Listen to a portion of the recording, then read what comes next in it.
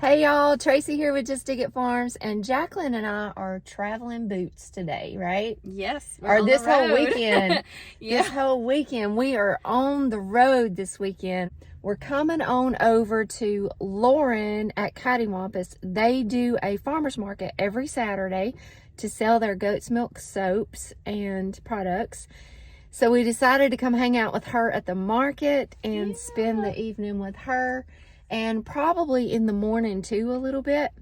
So that's gonna be fun. Let's go see Lauren. Let's go check I'm out the ready to market. see her. Yeah, me too. Hadn't seen her in a while. We're at the market, guys. Going to see Lauren doing what she does. This is one of the boots that she wears. And Jason's here. And Jason's here. Oh, it's supposed to be here. We're gonna check her out. Boots in action. Hey, friend. How are you? Hey. Good to see you. Let's get us hugging. We're at the Barrow County Farmers Market. We do this market every Saturday from April through November. It is from Saturday mornings 8:30 to 12:30. And so it's fantastic. We love the community that we have developed out here. There's a lot of growers, different people that make different things, and it's just really become an awesome community here in our location. We have all of our soaps that we offer. Like I said, starts at 8:30, so we're up pretty early, milking goats, doing chores before we come down here, package everything up, and bring it with us and get set up. Most of the time the weather's pretty good. Every once in a while we'll have some colder days or some rain, but we've gotten really lucky this year to have some awesome days, and the community really supports us, and it's awesome to have your regular customers that will come back and buy more for themselves or buy for their friends, and just getting the feedback from the community. It's really awesome to have that connection with them and those that buy our soap. So how long does it take you to set up? Set up, Jason and I have a system down that we can set up in probably about 20 minutes. Okay. We have changed our look several times over the years in different markets that we've done. But sometimes, especially when Jason's working morning watch, he's getting home at 7 o'clock in the morning.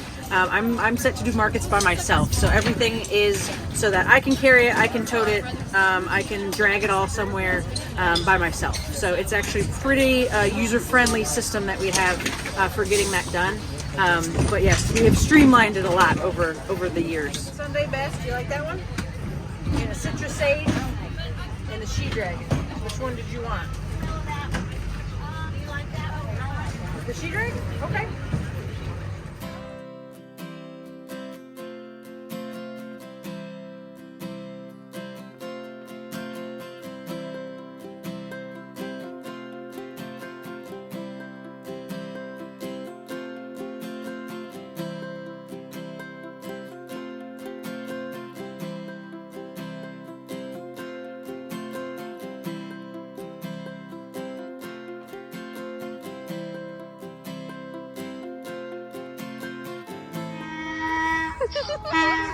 I love it.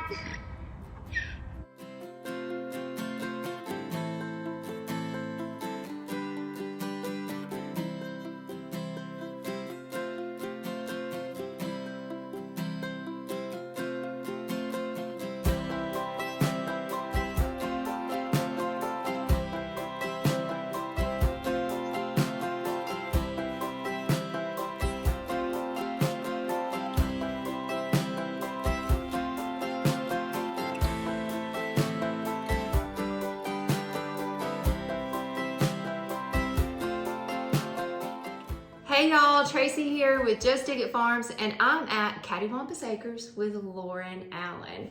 And Lauren is my buddy. That's right. We met at HOA of 21. HOA in Virginia. Mm-hmm. We met, how did we meet? I feel like we each knew Brooke and Jason, or they had mentioned you. I just remember we ran into each other at one point at HOA, and we just started talking. We just started like we knew each other. We did, and we sit and had a conversation, and y'all were talking about the potager garden thing, and you and Jason, I can't remember which one of y'all said that we need to get together and have a party in the potager. That's right. I was like, well, That's what we're doing. And we did it. You made it happen. That's right. Yeah, we did it in April. Mm-hmm. The following April. When This year. Yeah. Mm-hmm. We did the Antiques in the Garden, Petals from the Past, Mm-hmm. YouTubers meet and greet. Yep, that was a lot of fun. That was good. fun, That wasn't was it? a lot of fun. Yeah. And they came down, and we had a party at our farm in the garden the night before. Yep. And the next day we did the YouTubers meet and greet at Petals, and we just had a great time. It was a lot of good. Yeah, it was a lot of fun. Mm-hmm. Got to know each other a little bit better, and been buddies since. Yep, and you and Jean came to visit and Yep. took our boy Tony home. Yes, my sweet Sweet little boy. Tony. Yeah. He's so sweet. Yeah. I just love goats because they all have their individual personalities. Sure do. And Tony's personality is he's very humble. He's a humble little goat. Well, it's funny because he wasn't when he was here. Because he escaped all the time. Like he owned this place. Yeah. So that's just a Just Dig It farm thing. Is it? Apparently, Is he it? became right with himself because he was just like, I run this place. Well, when I got him home, he was just humble and sweet. Now, he's very loud. He's the loudest goat on the farm. He wants to be heard. That's right. But he is a very sweet goat. But yeah, we came to visit you, and I had been watching Tony escape on your videos. Mm-hmm. So I kind of had in the back of my mind that, without telling Jean, that maybe Tony might possibly come home with me. I don't even know how it was discussed either, but I was like, well, we don't have a crate. I was like, I got a crate. You take him home today. So Tony is one of our babies now. Yeah. We had a good time when we came here too. Mm-hmm. And my goal in that trip to come here, other than to see my friends, Yes. was to learn about goats and goat keeping. And Lauren has helped me through my first birth of goats. That day when I was flipping You were out. texting me like rapid fire, like, what about this? What about Is this? this normal? Is Should this- more be coming out? I'm like, it's okay. She's okay. It's good to have a buddy to help you through those things because I didn't have a clue what was going on. It I can was be very nerve-wracking. anxious First time, about like, it. when Jason and I went through it the first time, we're like, is that it? Is there more? Like, are you okay? Like, is this right? But, Yeah. yep, you're right. It is It's helpful. good to have a buddy. So, Lauren, tell me, have you always wanted to be a farmer? I have, actually. Have you really? Mhm. So my mom grew up on a dairy farm in Michigan. Oh. And so her older brother took over the farm, my uncle. Uh-huh. And so when I would go visit grandma and visit my cousins, like they all lived on farms. And I didn't live on a farm. And so they had horses, and my cousins did, a couple of them did rodeo. They showed 4-H, and I was just so envious. And I always told my family, and everyone was like, someday I'm going to have a farm. Oh. And someday I will have a horse. I don't have a horse yet. Fiona, my mini donkey, for right now solves my equine need. But yes, so I did know I didn't know I would have goats. Yeah? Yeah? My cousins had some sheep and stuff, but I did always want a farm, and so and that really I didn't really know. I was kind of thrown into it when I met Jason. And so Jason had chickens and some goats. And shortly after we started dating is the first kidding that he had. Oh, So, okay. yes. Okay. but so that was kind of my here's a boyfriend and a farm, and now we're married. Oh, yeah. So Hey, marriage made in heaven, that's right? right. That's right. So how long y'all been married? We've been married 4.5 years. 4.5 years. That's not very long. It's not very long. 4 years. That's good. Yeah. Y'all still honeymooners. He was married before, so he's his. Yeah. And so I have 3 step kids, which have been just a huge blessing and have taught me more than I've probably even taught them. Yeah. Even close. So yeah, it's been an awesome adventure with him, and he is such a dreamer. And his dreams can easily overwhelm me at times. But having him and I as a pair and the way we work and go through this adventure of homesteading, it really is a blessing. Your stepmom. I'm stepmom. That's right. So But I married a man and got a whole family. Got a whole family, It's and like buy one, some get three goats free. and some kidding going on, like all Yep. in the same thing. And the way we've expanded the farm since then, we got the enclosed garden, we started, growing the gardens, and then eventually we got meat pigs, and then we got more chickens, and then we got the mini donkey, and it just kind of happens. Evolves. Yeah. It just kind of evolves. Yeah. It's some of that chicken math, goat math. Absolutely. Yep. Plant math. That's right. You're like, whoa, I said yes to all of this at once? Okay. In conversations that I've had with you, you're not just a stepmom. No. Like, you're... Those are my kids. You love those kids, and you really pour into their lives, and you treasure those children. Yeah. I know just from hearing your heart when you talk about them. Yeah. And I mean, they have a wonderful mother, and I would never, I don't want, my intention is to never replace her or anything like that. She's great, and she's a great mom. But the way it just all works, and the co-parenting and the blended family, it really is an amazing situation. That is awesome. It really is. Because that's not a common thing. It's not normal. Correct. Yeah. So how did you and Jason meet? Okay. Because I like this story. I love this story. So I was a police officer, and I worked for a city in Metro Atlanta.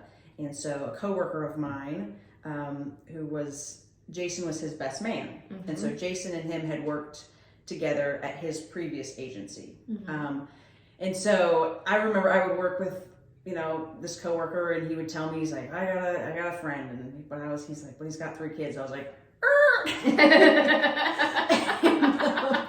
so no, we went through, but he was like, no, he's a great dude, and so I had heard, and he was keeping in touch with Jason, even though they worked at different agencies, and so that friend organized a trip to Talladega to watch the race. Talladega. And so we took a whole Dega, group baby. That's right. So we took a whole group of people, and Jason and I went, and we just had a blast. And it was just from there on, I was like, this is it. So we dated for 6 months, and then I met the kids, and then we got engaged a year after I started dating, and then we were engaged for 3 months.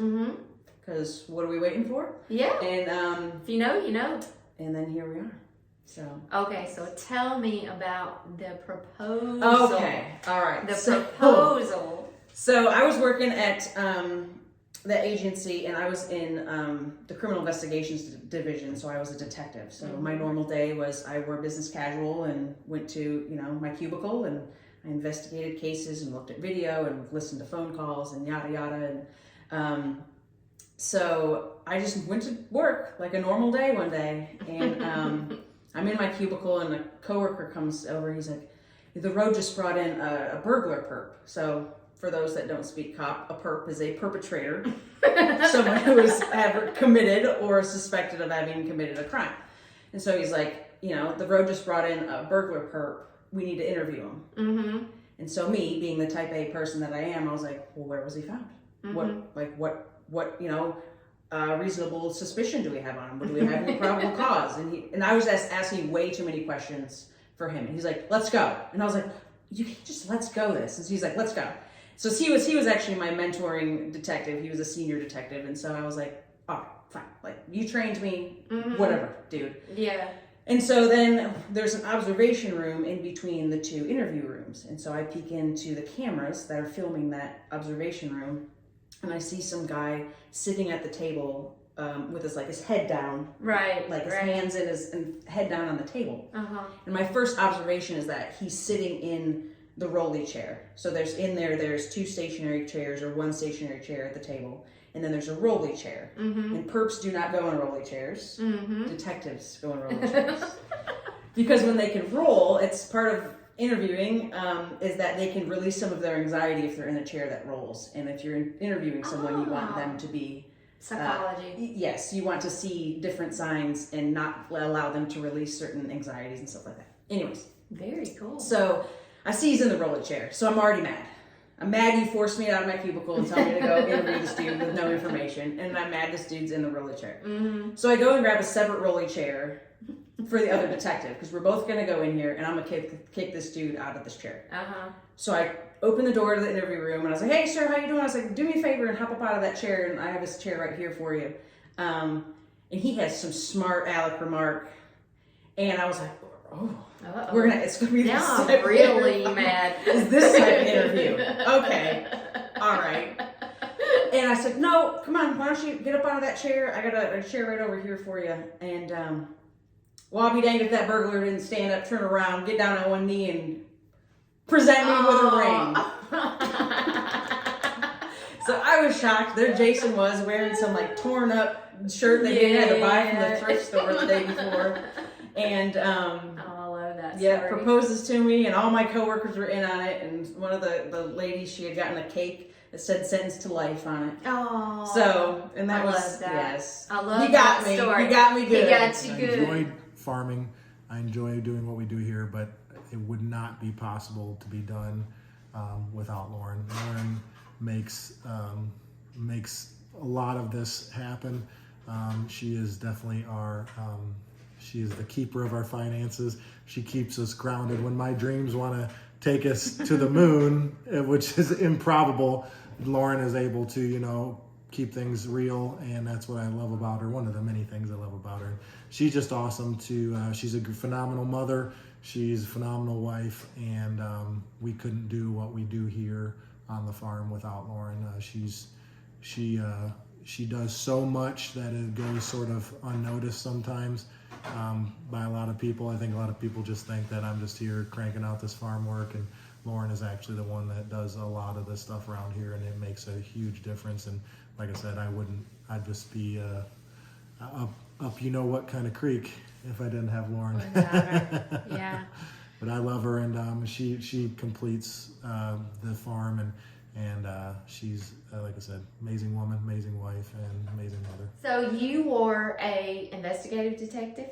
Mm-hmm. What is that the right one? I was a police officer for a couple years, and then I went to detectives. Okay. And then when we got married, I left that agency and went to a different agency to be closer to the farm. Mm-hmm. And then I was just on the road, so just in patrol there for a couple years. So Okay. total, I did almost 7 years of policing, and then I left in 2020.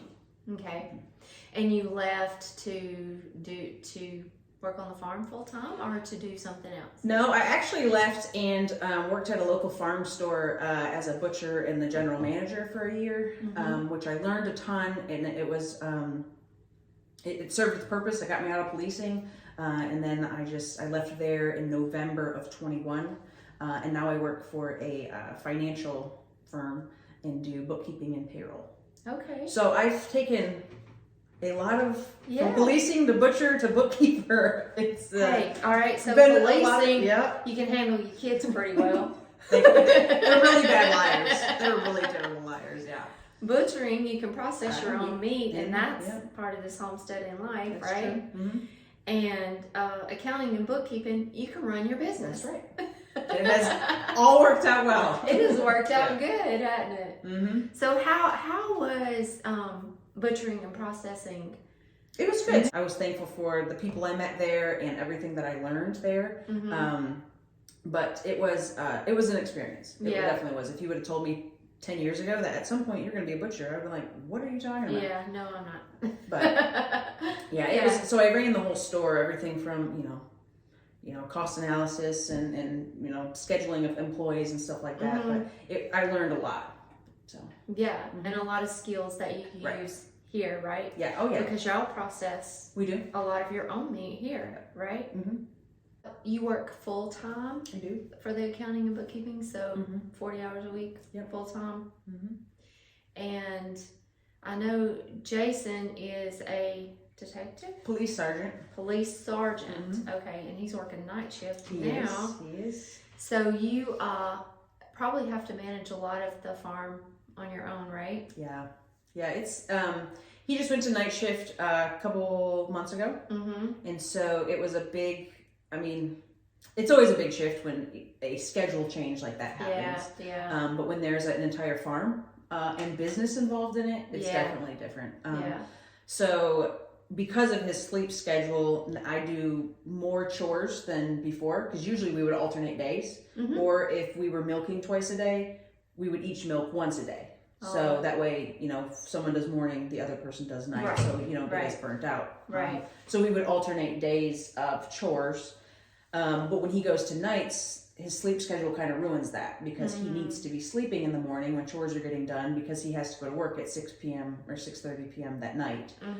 And as much as he will interrupt his sleep or not get enough sleep, it kind of, I want him to get enough sleep. Exactly. And so I've kind of taken on more chores so that he can sleep. And so, yeah, so most of the time, you know, unless it's his full in-between off day, I'll do the chores, which really, I mean, once you have it streamlined and you kind of have a system, it's not terrible on me.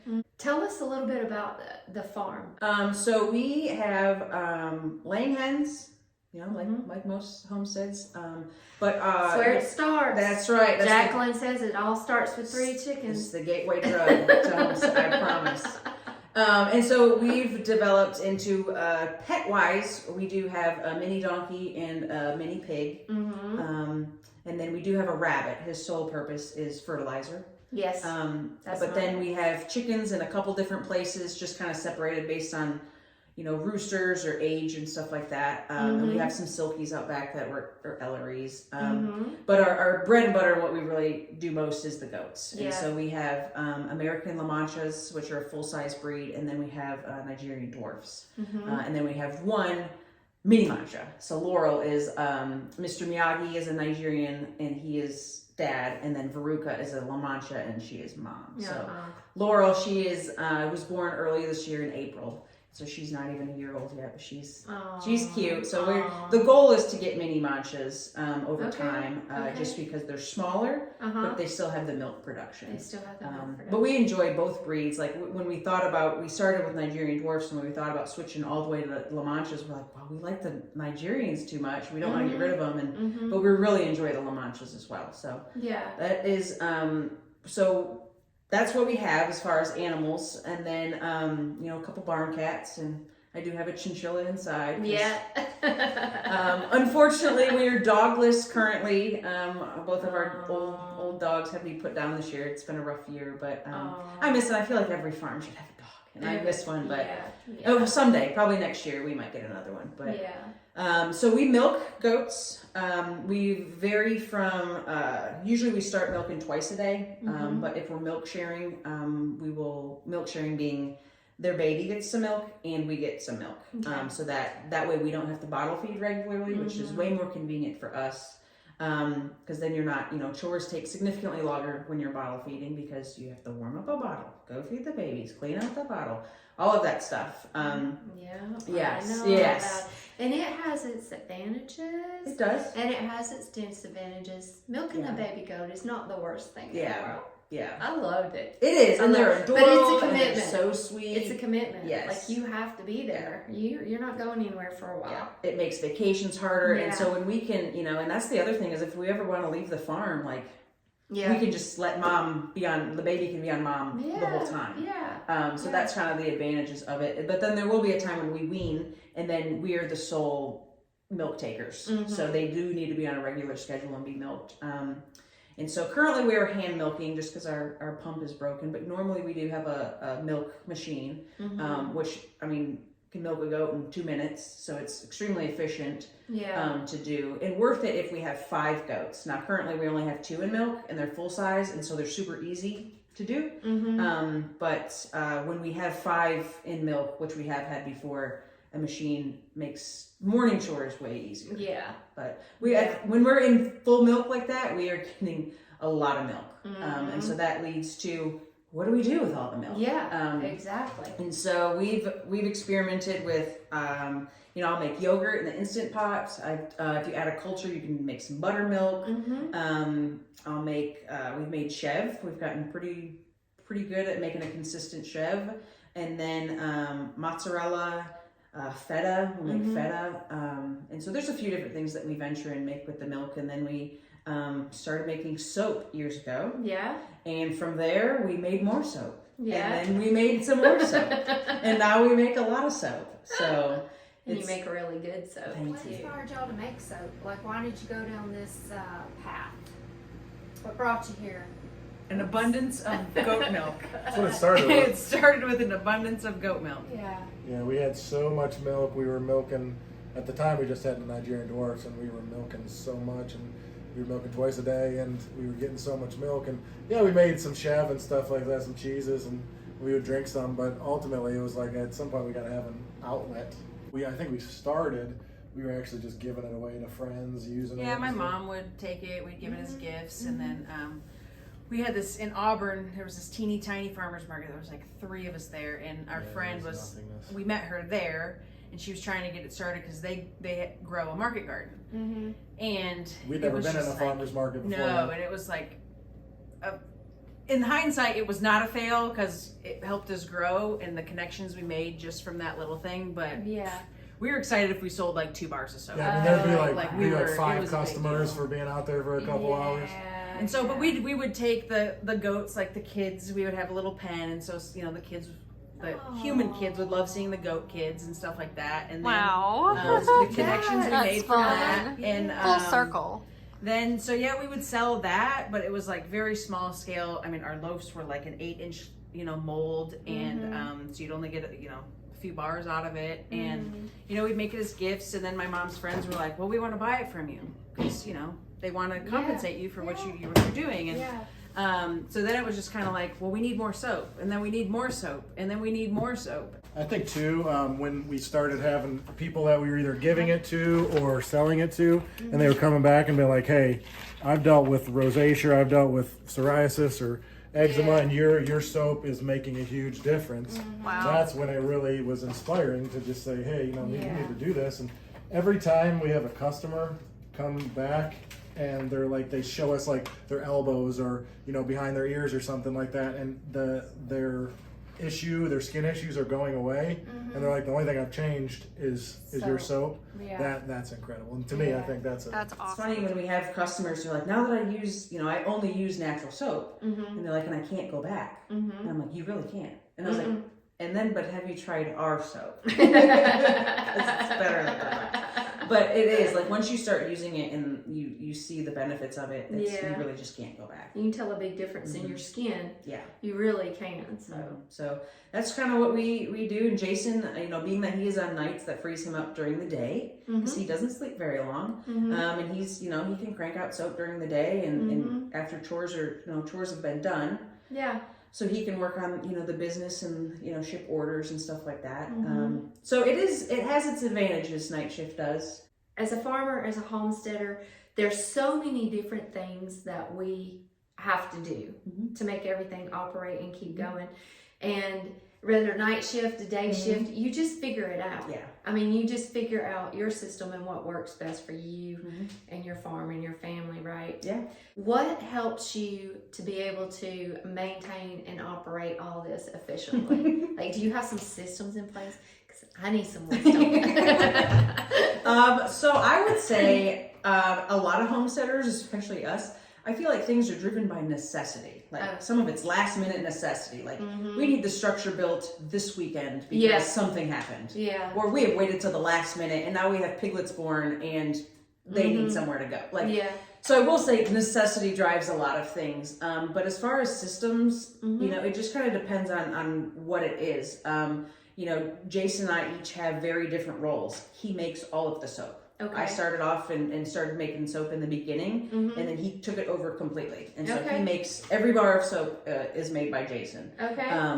And so he has, you know, he'll maintain, you know, boxes and ordering of boxes and stuff like that. But then most of the oils that we need, I will go pick up and I'll get.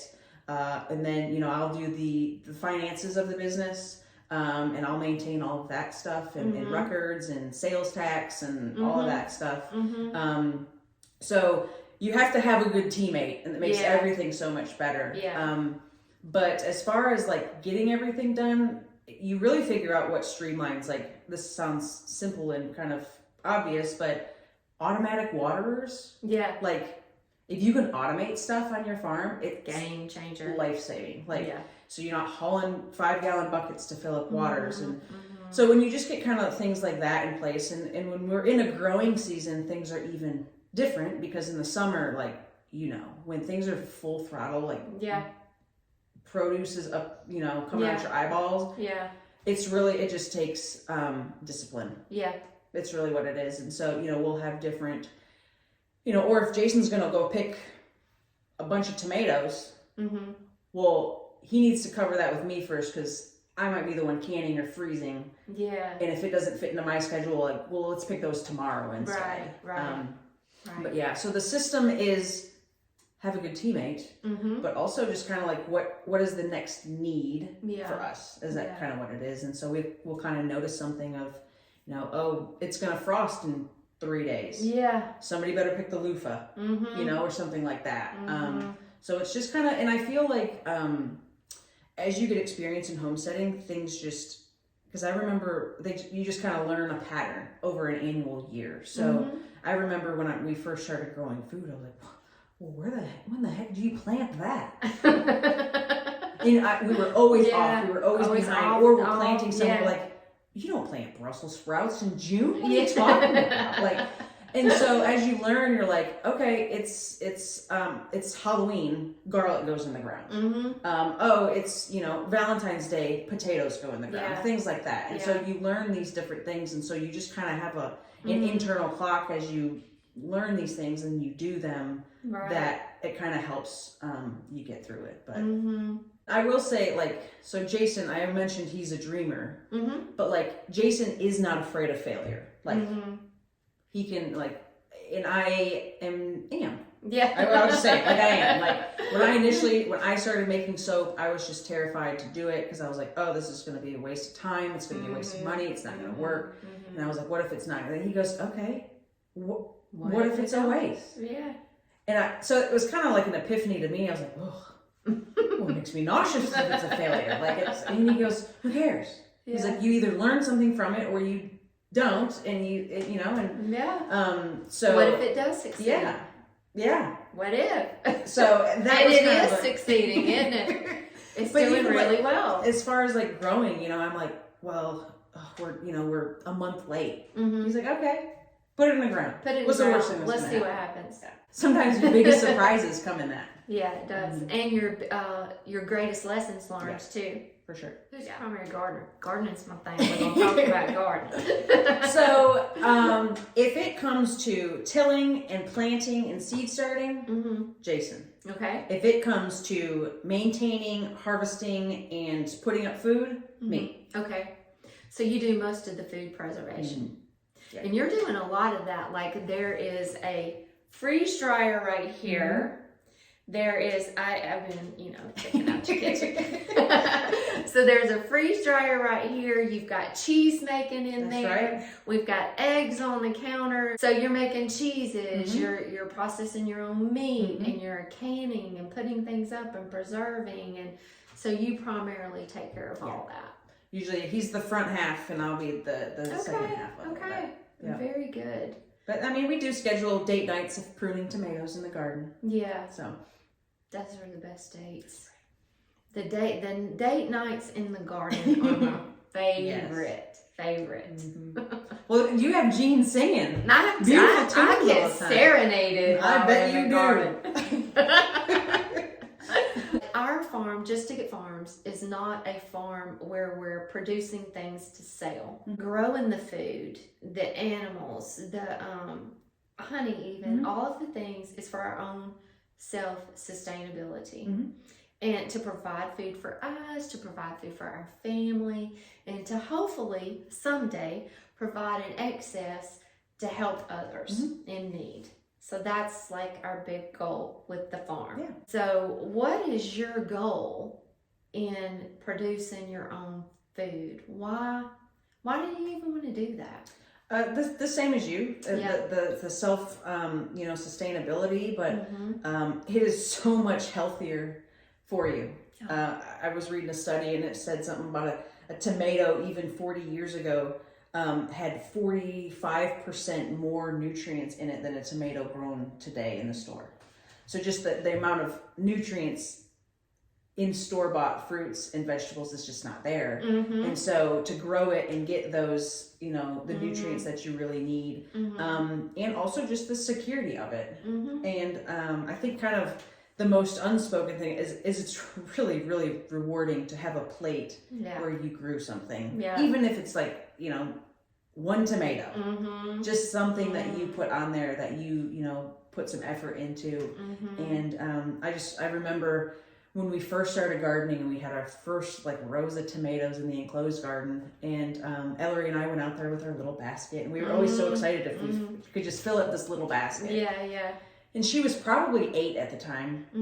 So we were walking back in. I was like, we did it. I was like, we filled up the whole basket. And she's just like, I'm so proud of us. Aww. We did it. And I was like, I'm proud of us too, kid. Me too.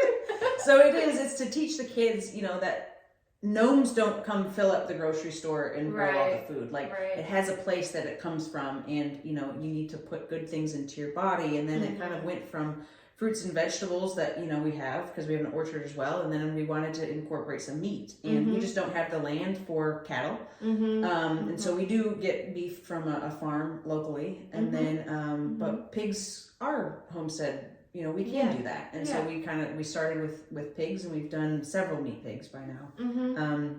But yes, it is definitely for self-sufficiency and just putting good things into your body. All your food preservation, because you really are doing a lot of things. You have sourdough starter. I mean, you're really doing a lot of things that's on my goal list. I ain't quite made it there yet. But what percentage would you say that you're producing your own food? Ooh, it depends on the season. Yeah, of course. And I will say currently we don't have anything growing. We have garlic in the ground. And I love fall gardens. We just didn't have time to get one in. But because we have protein, we have meat, we can actually we can fill our plate a lot with what we have. So I would say currently we're probably at about 40-ish%, just because we have meat regularly. But when we're in the full swing of summer, we're talking like 90% of our plates are coming. I mean, because you have eggs for breakfast, tomatoes. I mean, tomatoes go with every meal. And then, you know, we'll have onions that we'll store. I have onions frozen, so when I make a soup or something, I also have freeze-dried squash. So if I make a soup, I just toss in freeze-dried squash. It'll reconstitute with that broth or whatever I've put it in there. And then we, like I mentioned, we get our stuff from a local beef farmer, and so I'll get marrow bones, and so I'll make our own broth. And so I try to put broth in most of the things. Even if I make rice, instead of adding water, I will cook it with chicken broth or beef broth, just because of the nutrients that come from broth. Bone broth is it's so good for healthy for you. Like bone broth is so healthy for you. So I try to, you know, add as much of that in it. I will say that if we weren't feeding kids, it would be easier for Jason and I, just because we can, I mean, eat less. I don't know why I feel the need, because I have children, that we have to have a protein in 4 sides. Like a protein in one side is fine. But I've learned how to cook things differently. Like my kids don't want raw kale, but if I, you know, toss it in some avocado oil, season it, and put it in the oven and make it crispy, kale chips. Oh, they'll love it. Eat the mess out of it. So things like that. And so if we are ever not growing something that I want, we have friends, local farmers from the farmers market. So I have kale from a friend currently. We got some microgreens today, stuff like that we always try to source from people we know. That's awesome. I want to do all the things. You want to do all the things, right? You want to make the soap. You want to make the bread. You want to make you want to preserve all of your food. You want to grow the vegetables and grow the food and have the donkeys and the chickens and the cows and everybody. You want to do everything. You can't do everything. And be good at it. I mean, you can't do everything. So I think, and I figure it out, you figure out what you are good at, or what you do love, what you are passionate about. Focus in on that. And some of the other things, find your friends that are doing it and support them. Support them. Support local or small business farmers that are doing these things that are natural and and there's really just not enough time in the day, especially with working a full-time job or even if I wasn't working, Yeah. to do everything. Uh-uh. So, you know, if I find a local, you know, baker at the farmer's market, and she makes these really awesome pizza doughs. Yeah. Pizza crusts. Yeah. And so, I saw that. yeah. I saw you pick some up. So I today, buy right? some. I buy some of those, and then, you know, because yes, I could make my own. Mm-hmm. Yes, but that's, you know, I'd rather support her Mm-hmm. and, you know, not spend the time doing it. But then, you know, I can add homemade, you know, mozzarella cheese to it, or, you know, a tomato sauce that we've either saved or preserved or something like that. And so it's just an easy Friday night Are you meal. making that for me for dinner tonight? I can. I got pizza crusts. I'm only kidding. I'm just kidding. But yeah, it is. I mean, things like that you don't have to do all parts of it. Yeah. You know, microgreens are not rocket science to grow, Mm-hmm. but we don't have a setup and we don't have it. But I love microgreens, and so Yeah. I will always support, you know, friends of ours that have microgreens. Yeah.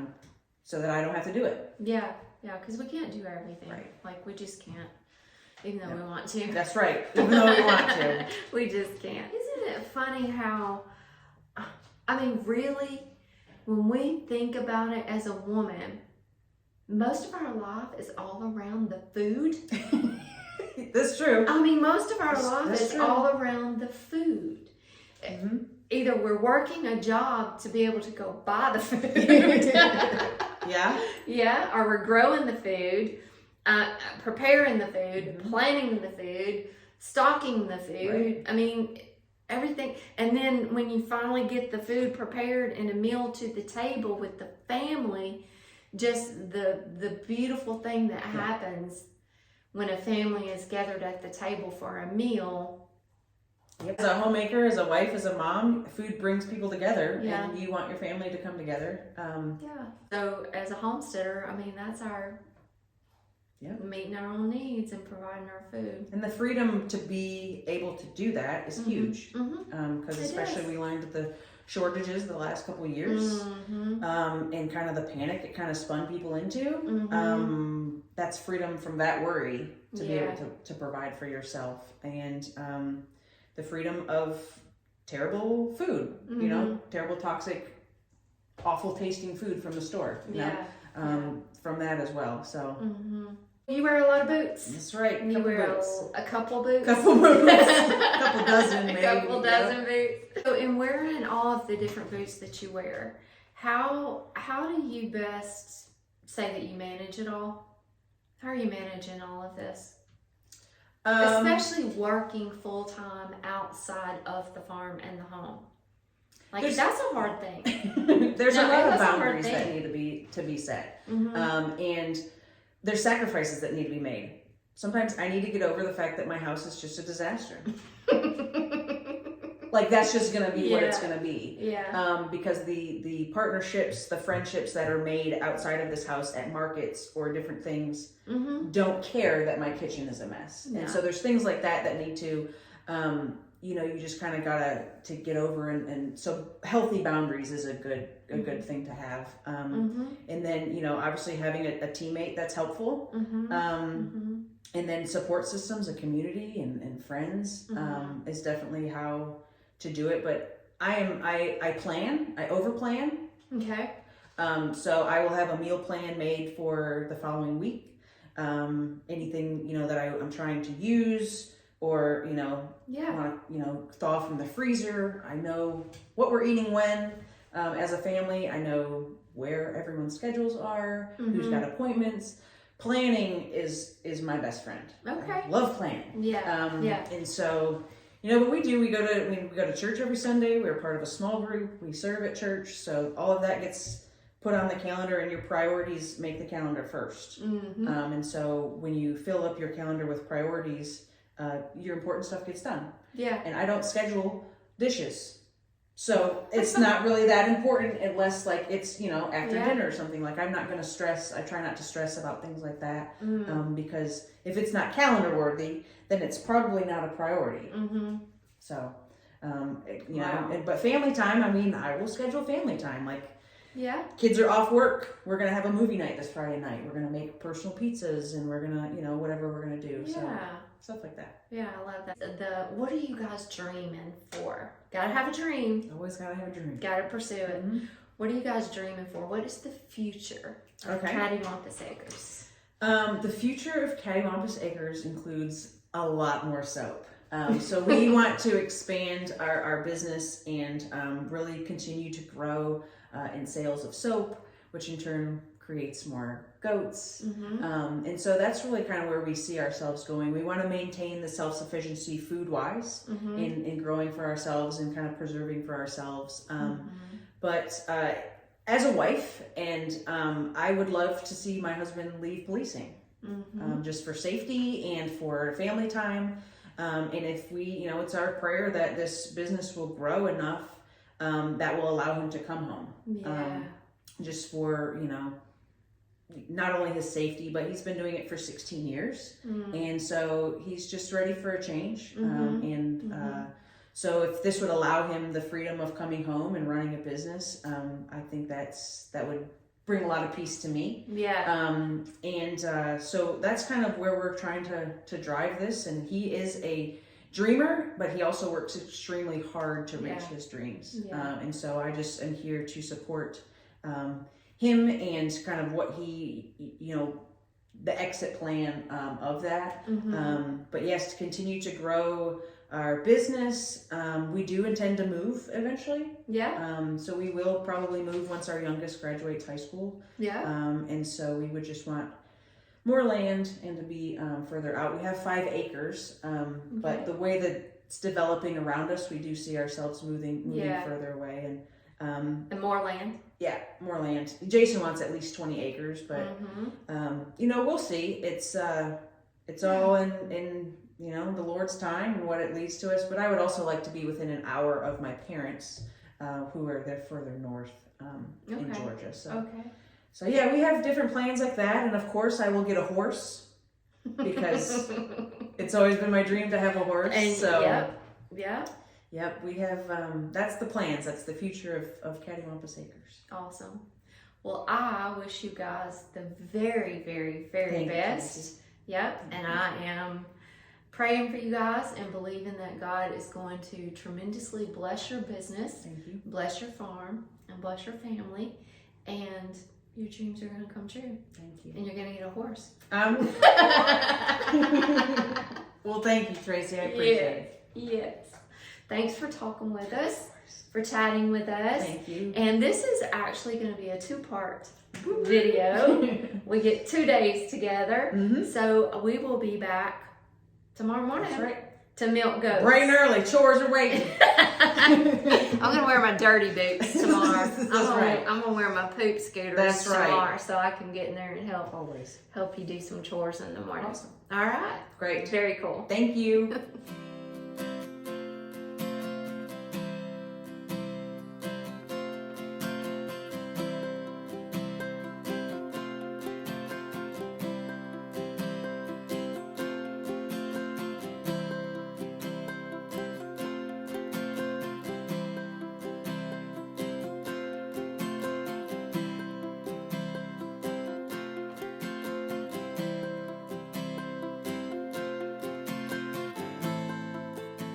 Tracy, Yeah. do you think Gene will notice 2 more goats? I don't. I think I could sneak them in.